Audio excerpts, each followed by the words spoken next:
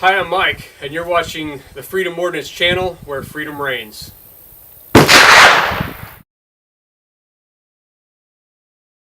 We're coming to you the day after the presidential elections, where it is a good day in America and a good day for freedom. So this is a video that's long overdue. What we're going to give you today is for all of you that are new to belt feds and you're a new belt fed owner and you don't want to read the manual. I'm going to go through some basic do's and don'ts, what you need to watch for when you put this unit on, and proper break-in procedure and selection of ammunition. All those things are important. Stick with us as we take the unit out of the box. Got a little background noise. We are in a range. We got live fire going on. So when you first receive your unit, you're going to have your manual, your links, your belt bag. This is a 16-inch unit. I've already thrown some MBUS sights on there, just MBUS backup sights from Magpul. I'll go ahead and take the unit out. We'll stop for a minute. I'm going to mount it on a standard Bushmaster lower, and then we'll get right back to you. Alright, we're going to go over a down and dirty real quick installation of the unit onto a mil-spec lower. The mag block is the ejector, can't forget it. You've got a lip that hangs over the front that goes forward towards the muzzle. Drop it into the lower, hit your magazine release, it'll drop in, make sure it's locked, and that will totally captivate it. There's your ejector. So again, the unit won't work without it. Outside of that, it's a standard putting the front pin, the rear pin, rack the weapon, and you're good to go. And as I said before, just like on an M60, if you lift the cover for any reason, you've got to lock the bolt back. You'll notice you can't cycle the weapon. So lift the cover, bolt all the way back. Once it's all the way back, it's in the cam arm and you can cycle the weapon. That is vital. If for any reason you have ammunition chambered and you lift the cover and you shut it, you'll cause damage to the roller and the weapon will not function. So when you lift the top cover, you've got to lock the bolt back to get the roller back in the cam arm. Then you can drop the bolt. You're good to go. Alright. Now that we're ready to fire, let's talk about some ways to recover your links. When we first brought the unit to market, before there was any accessories for it, we commonly used hardware store magnet on a stick. That's the easiest way. You don't have to bend over to pick up the links. Swipe them off into a box, real easy to pick up. Now Tactical Brass Recovery has this really sharp bag that attaches and also pivots out of the way. We love it because we're a side charging upper. The bag is easy to move out of the way to charge the weapon and works great for catching the links and the brass. Also, it's got a zipper on the bottom to dump out the brass and the links. So you put a new unit on a lower, the first thing you want to do is you want to make sure, open the feed tray cover, lock the bolt open, roller to the back. Anytime you lift the feed tray cover, this is exactly like an M60. Bolt's got to be back, locked open when you shut the cover. If you don't do that, the roller, the cam roller, is not going to be in the track. That can cause a huge problem when you go to fire the weapon. It's going to short stroke, number one, and it can cause damage to the roller. So that's step number one. You also want to start off with short belts. Maybe the first 100 rounds or so, you're going to need short belts to break the unit in. It depends on how hot the ammunition is that you're firing. Tula steel case, we found it to be pretty hot, runs great in this unit, normally right out of the box. If you're shooting an ammunition that's causing short stroke or failure to advance the belt, start off with a 10, 15, or 20 round belt, and you'll find that it's probably going to cycle that okay. Once the unit loosens up a little bit, you're able to fire a 150 round belt. So let's start off with a 15 round belt of Winchester white box and see how close our MBUS sights are going to be at 25 yards. I'm not using the bolt weight. Recommend leaving the bolt weight out until you've got the unit broke in And it's really not necessary unless you're firing the hottest 9mm out there, the Plus P, stuff that's designed for submachine guns. It's very hot. The unit actually prefers that. Once you push the belt in, there again, when I lift the feed tray cover, bolts to the back, so I'm still okay. You want to make sure that your belt and cartridge go all the way over to the cartridge stop. And you can open the cover if you wish to do so. Just make sure the bolt's back anytime you do. When I shut the cover, make sure that the latch fully depresses out so that it's locked down. Push on with your thumb, make sure that the belt is all the way over to the cartridge stop. At that point you can use the bolt release, or my preferred method, pull the charging handle back and sharply release. And you chamber the round, first round. Okay, I'm going to take a second to put my hearing protection in, eye protection, and we're going to engage a target at 25 yards. We also want to mention that this is a new unit that we are going to document. Once we leave today, we're actually going to engrave the receiver, and we're going to do a documentary firing this for 1,000, 2,000 plus rounds, maybe even 5,000. We're not going to cut the film. If it jams, if it doesn't like a certain type of ammunition, we're going to let you know that. Today I've got several different brands, and we're going to talk about the brand, and we're going to show you the performance of the brand. Again, the weaker the ammo, the less likely it is to cycle, but with a 16-inch barrel, it's very forgiving. Normally the 11 and 6-inch barrels require, they won't accept light ammunition. So we've got the 16-inch barrel. We're going to shoot a 15-round belt of Winchester white box. Then we're going to go into some longer belts of different brands of ammunition and show you the performance that they give. We're also going to document the accuracy of the unit. Again, this is a quick change barrel, but it's very accurate. At 25 yards with a bipod from a bench rest, you can normally make one hole.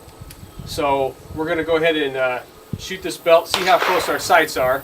We might make a few adjustments and go from there.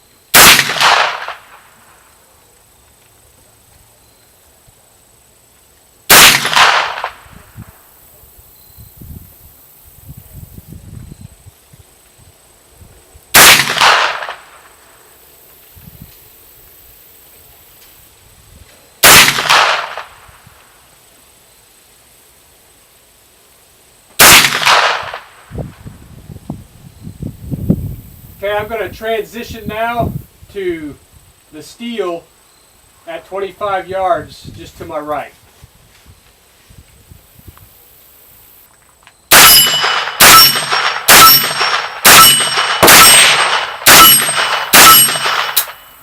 Okay, so amazingly, the IMBA sights thrown on the unit were very close to being sighted in. They were just a touch high to the right, but cover my thumb up with the group. I had a couple here that I pulled, but all in all, you can about put your thumb over the group at 25 yards. So I'm not going to make any adjustments with the mag pull. We've got steel set up at 25, 35, 50, and 100. So we're going to start engaging some steel at the same time, testing different brands of ammunition, seeing how they cycle in the weapon. I expected the Winchester white box to cycle without any issue, and it did. So we're going to move on to some Remington 115 grain FMJ, and we'll let you know how that does. Okay, we're back, and we've got 100 rounds of Remington 100 round value pack 115 grain FMJ. I've found this ammunition to be a little on the weak side. While we're talking about the ammunition, if you hang a free belt of ammo out of the side of your unit, you've got to realize this belt of ammunition probably weighs more than your entire bolt. So to expect the weapon to pull this, You know, it's going to take a lot of force to do that. It's basic physics. So when you're testing a new ammunition, start off with a short 10-round belt before you buy a lot of it. See how it's going to cycle. So I'm going to run a 10-round belt. We're going to engage the steel target at 35 yards and then 50 yards to our left there. I'd also like to say these targets are shootsteel.com. Really like those targets. They make a good product. Again, make sure that your bolt is locked back. You can insert the belt just by pushing it up with your thumb. Once it stops, you've hit the cartridge stop. You can hit your bolt release or rack the charging handle. Everything chambered up okay. I'm going to put my brass catcher in place. And we also might have a point of impact shift with a different ammunition, possibly different velocity, but let's just see what we get. Okay, 35 yards.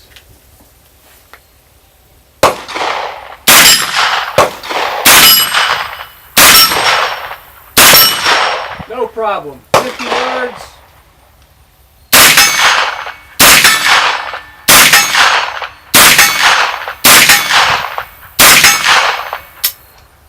Alright, so it ran the short belt, no problem. Again, the 16-inch barrel is really going to help us out with that. If you buy a 6-inch and you're not running a suppressor on it, you're going to find out that you're going to have to run hot ammunition. So, clear the feed tray. I'm going to lock the bolt back. I'm going to grab another belt. Looks like a 10-round belt. I'm going to try to engage the target at 100 yards. That target is the exact width of my chest from shoulder to shoulder, not counting my arms, to give you an idea of the width of that target. And this time I've opened up the feed tray cover. Like I said, you could do that. You just want to make sure when you put the belt in, it's up against the cartridge stop before you shut the feed tray cover. Drop the bolt. Here we go. I'm just going to aim dead on, 100 yards.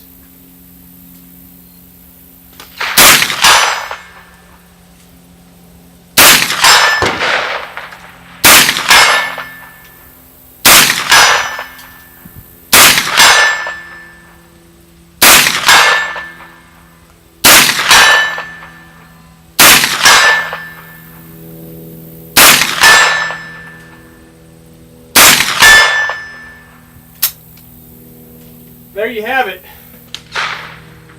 So 100 yards for this system, it's pretty boring. It's quite easy, even with just backup sights.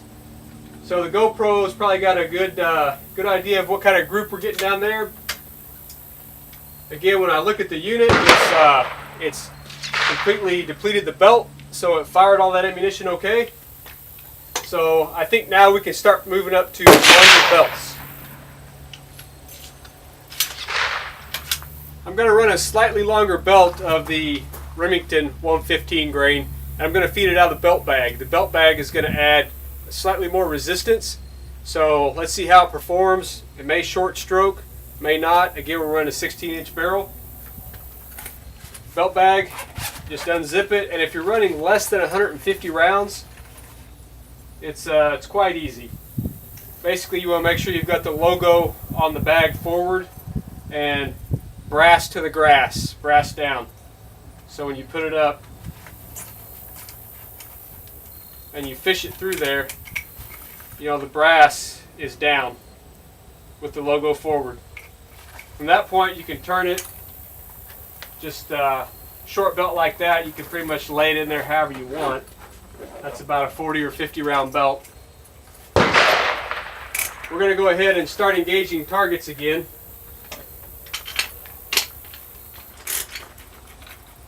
I'm really surprised that this ammunition has not short stroked yet, because in the past we've not had a lot of luck with it. Maybe they've increased the powder charge.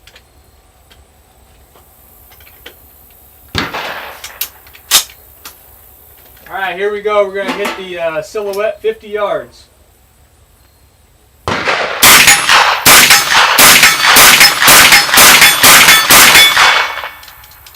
Okay, had one short stroke.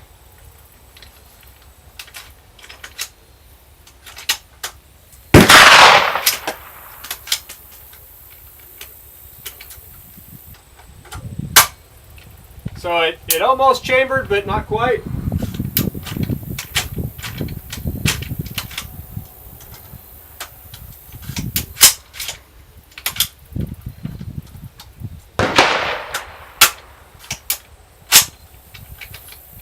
Let's take off again.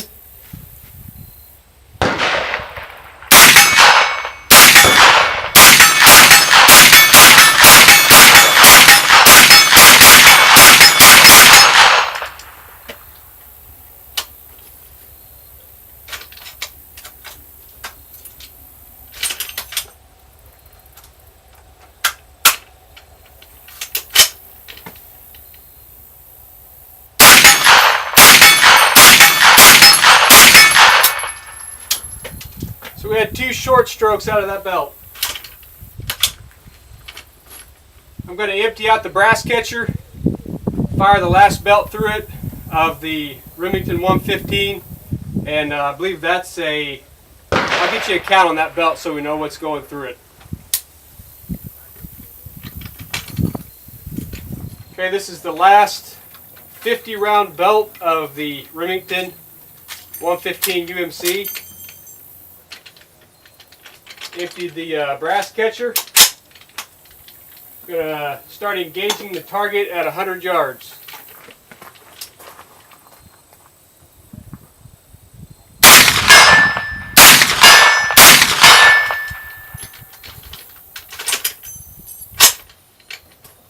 Add 1 short stroke.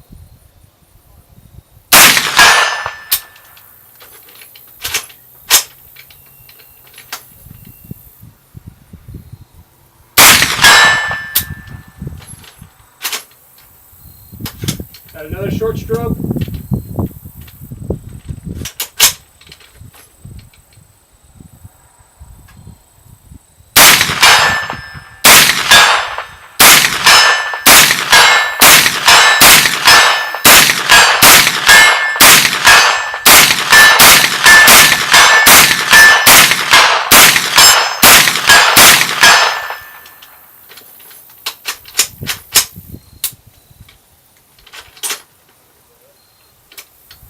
Add 1 more.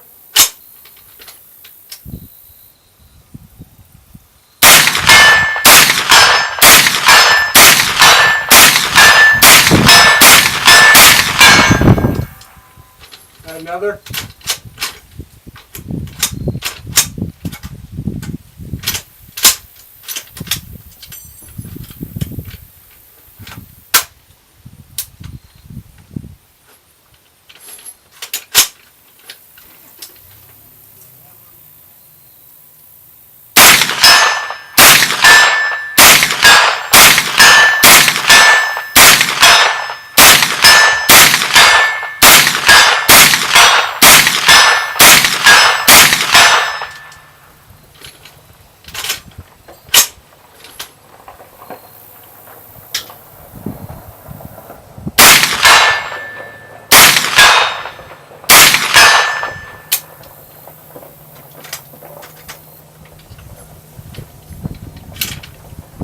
Okay, that ammunition is definitely not as reliable as the Winchester White Box. Not something I would take into combat, but you see that the unit itself has no issue with pretty rapid fire at 100 yards.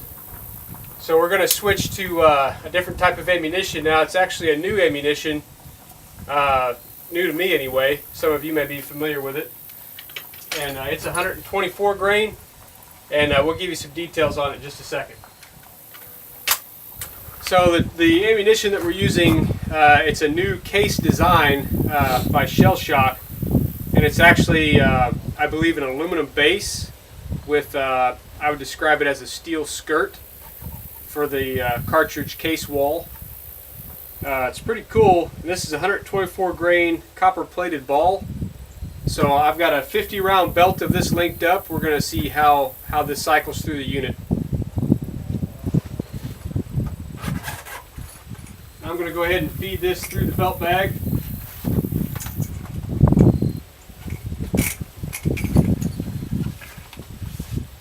Again, we're jumping up to a 124 grain. Let's see if it causes any problem with hitting our target at 100 yards and 50 yards. Again, I just like to push the belt up with my thumb, but if you want to lift the top cover, that's fine. Just make sure you got the bolt locked back and you go all the way up to the cartridge stop. Chambered just fine. Let's see what we got for reliability and accuracy with this cartridge. 50 yards.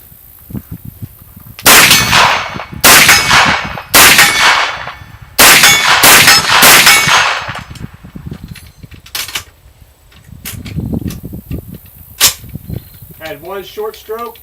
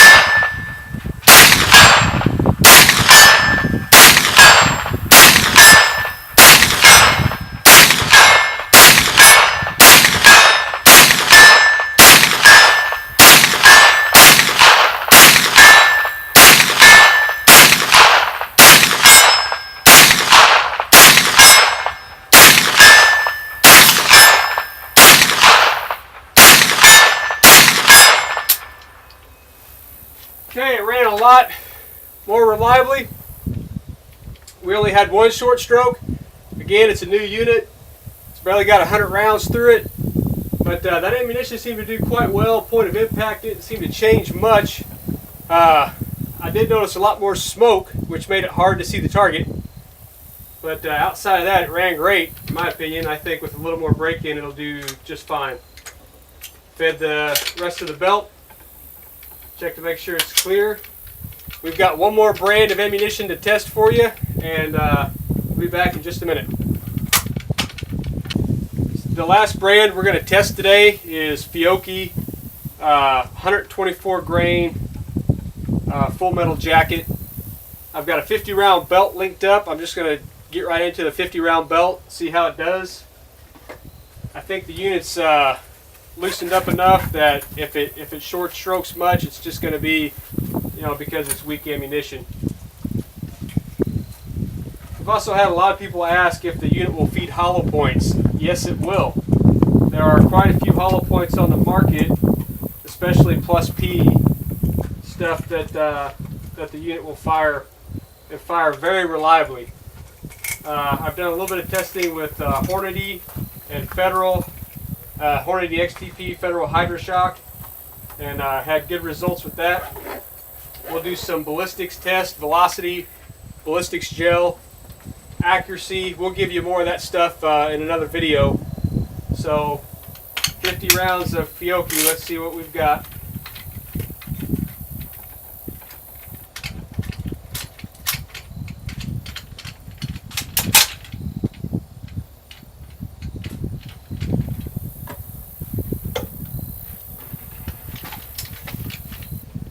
Going hot.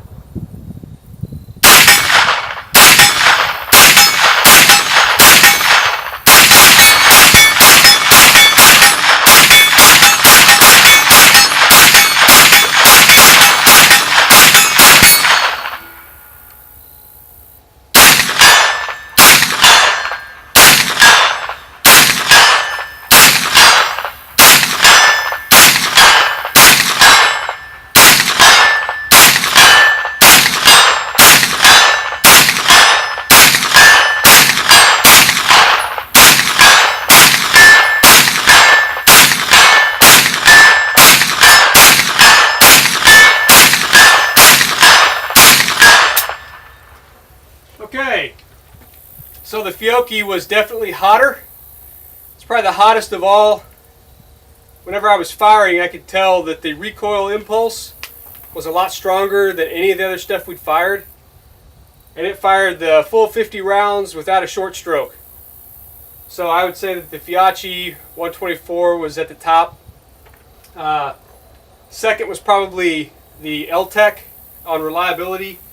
And third would be the Remington 100 round value pack, 115 grain. Definitely the weakest of the three, had the most short strokes. Outside of that, like I said, when you're breaking in a new unit, don't buy a case of ammo without trying a small lot. Run without the bolt weight until you've got the unit loosened up, and you'll have a lot better function and no feeding issues. And like I said, we'll document this unit. We'll keep track of everything we fired through it. And if we break a firing pin, we'll tell you. We broke a firing pin. If the unit fails, we'll let you know what's going on with it. As always, our warranty is we take care of our customers. So if you have any problems whatsoever with your unit, we're always here for you. Thanks a lot, guys. We'll see you soon.